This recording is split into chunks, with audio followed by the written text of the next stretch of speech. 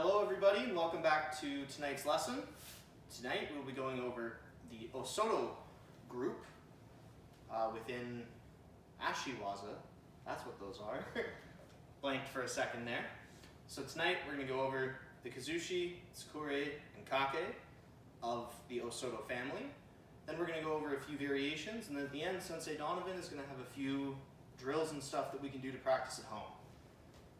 So we will use Soto Geri as the kind of demonstration, foundation type variation of this family.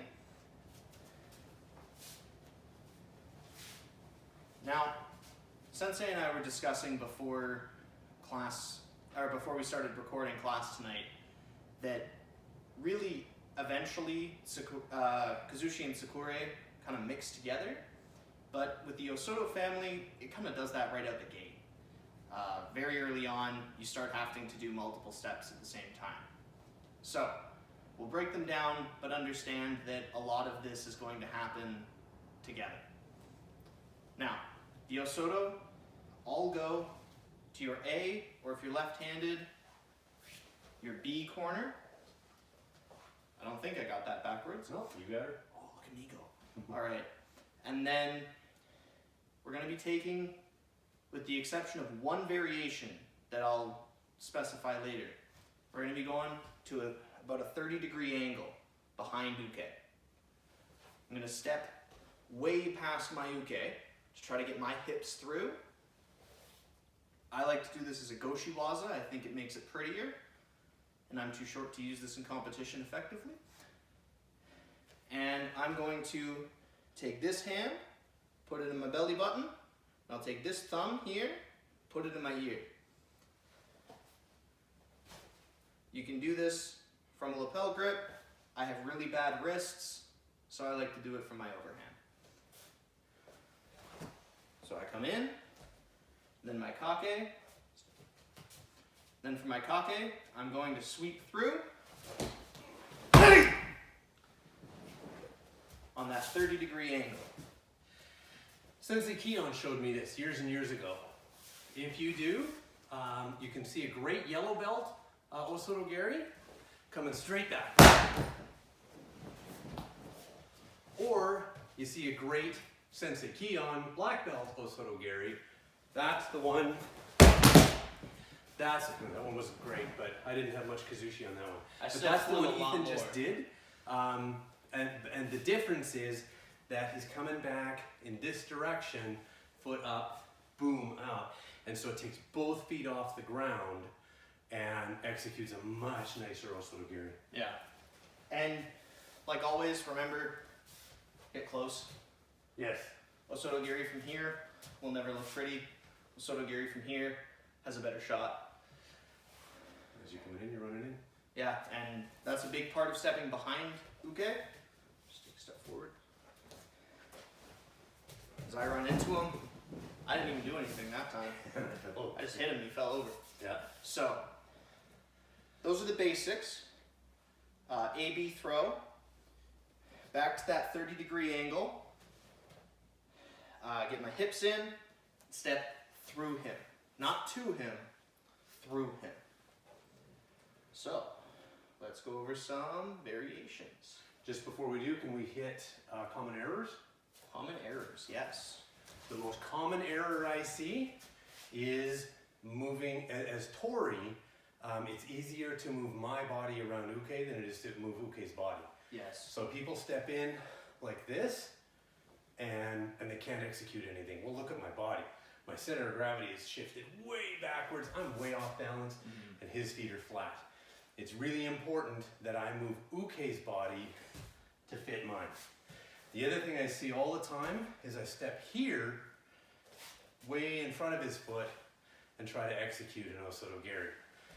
Soto Geri is way easier if I'm at least even with him, and better yet, ideally, a little behind him. Yeah. I want to be tipped just a little bit forward, and I want him tipped backwards. Yeah. Those are the main ones I see. I agree with all of that. All right, variations. It's like a boxer. Boxers don't punch to you, they punch behind you. because it means you don't stop hurting. Yep. All right, the variations we're going to start with Osoto Otoshi. So this is a nice yellow belt throw. In this one, I'm not going to sweep, I'm just going to drop.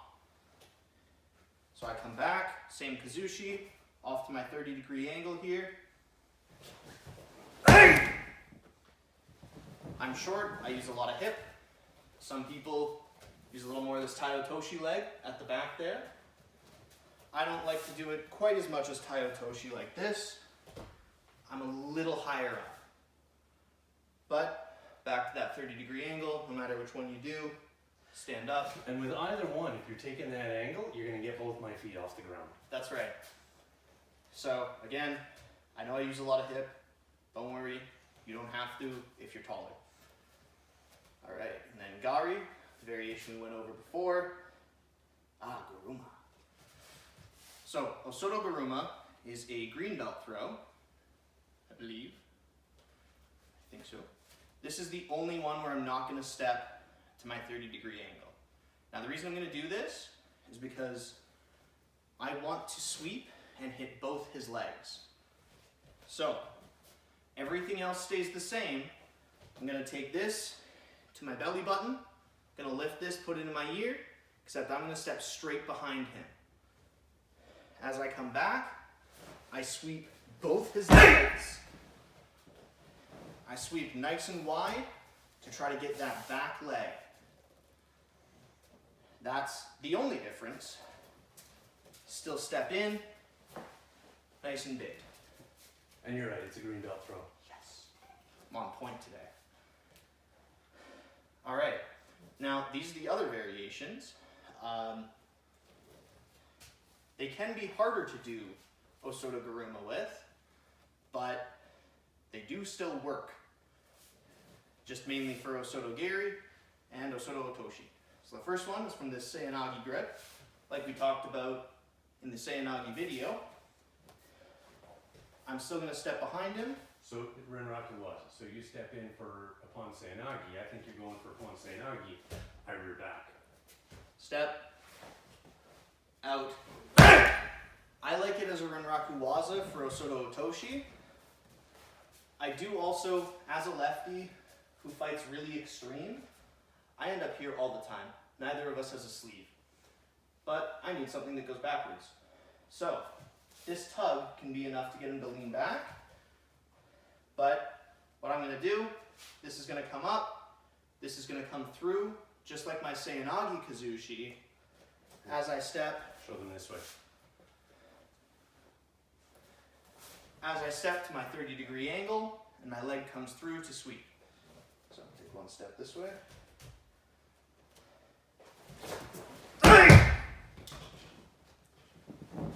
There's a reason we have blue. That throw is hard to stay standing for.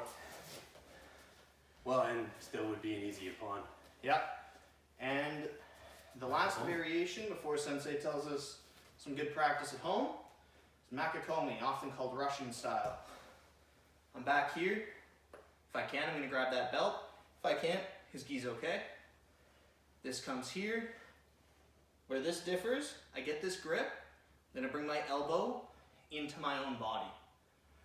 That's going to tighten down my lats. It's going to lock them up. Squeeze me into him. That's right.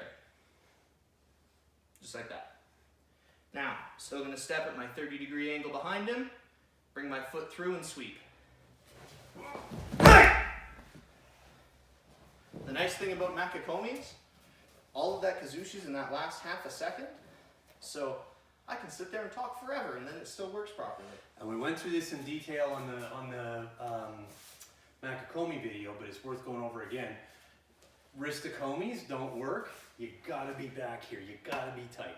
If you got space in here, it ain't gonna happen. So if you're way down here on his arm, and you see this in competitions all the time, where people will get here and try to roll into a Makakomi, and it just doesn't happen. You gotta be up here, and you gotta have that Kazushi. And it's especially important in this one, because on an... Which way you want? Just here. I won't throw you. On a Soto Makakomi, I'm stepping away, so it can be hard to get. On an Osoto Makakomi, I'm stepping through him. So if I can't get my arm over, I'm not stepping far enough. Cool. Anyways. I'm gonna move this out of the way. And I'm gonna steal a great idea from Johan Beaton. If anybody was at the last class he did, he used a broomstick, hockey stick, any kind of stick will do. And starts off just progressively with Soto Gary. So, stick's there, I just step in. Just a little past the stick, and I'm gonna go 30 degrees. 1, and just do it 10 times. Keep going, and then this foot up. Now with this foot, my knee comes up and my toes point. So we got like a raptor foot going on, okay? But I'm not tipping my weight back, my weight is tipped forward. So in, up, and then once I've done that a few times, do it at least 10 times, I'm going to come down and make contact with my stick. In, up, contact. And then in, up, throw. Now notice when I throw, I'm not kicking this leg out and keeping my body up. My body comes out like a T. Okay? So, in, my hands coming down here, raptor foot, and my whole body tips over like a T. Okay? So do that, and I get how boring uchikomi is, but if you look at any Olympic, videos of any Olympic team practicing, there's always somebody somewhere in the dojo doing uchikomi over and over and over again. It's one of the strongest training techniques that judo has. So practice 10 steps in, 2, 3, 4, 5, 6, 7, 8, 9, 10. And then 10 raptor foot. Step, raptor foot. Step, raptor foot. Do that 10 times. Then step, raptor foot, contact. Step, raptor foot, contact. And then step, raptor foot, contact, throw. And do that 10 times. Raptor foot, contact, throw. And then do it all again on the other side. Step, step, step, raptor foot, step, raptor foot, contact. Step, raptor foot, contact. Step, raptor foot, contact, throw. Step, raptor foot, contact, throw. So do that, 10 of each on each side. You do that once a day, you're gonna have an unstoppable Soto Gary. Another thing you can practice is no uke at all. Step and down. Step. But when you go, make sure your whole body comes over. Okay? If anybody's watched or been a part of one of Sensei Scott's juniors classes, one of the things they do is they hop down the mat like that. And this is one of the things that's preparing you for, is the ability to stay balanced up on one foot. There's a lot of throws that serves really well. Shimada is another one that leaps to mind. Harai Goshi, but this is one of them. So 3 of the most used throws in competition. Yeah. So grab yourself a broomstick, a hockey stick, a baseball bat, anything like that will do, and practice that. Step, step, raptor foot, step, raptor foot, contact, step, raptor foot, contact, throw. 10 times each. Anything else to add, Sensei Ethan? Nope. All right. Well, we will call that a night. Thanks again for tuning in. You got any questions? We're still doing one-to-ones. So if you want to meet with a sensei to work on your next belt, to test for your next belt,